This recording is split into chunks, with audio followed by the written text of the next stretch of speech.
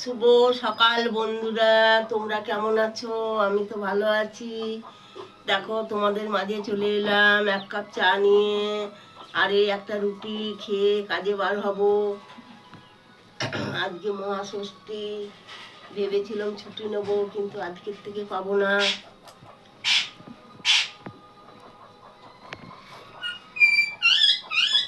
অষ্টমীর দিন থেকে 4 দিন ছুটি নেব। ছুটি নিয়ে ঠাকুর দেখা, ঘোরা, এইসব হবে। আর দেখো আমার বন্ধুরা, আমার পায়রাটা কেমন চাল খাচ্ছে। নাতি চলে গেছে মামা ঘর, আমরাও চলে যাব।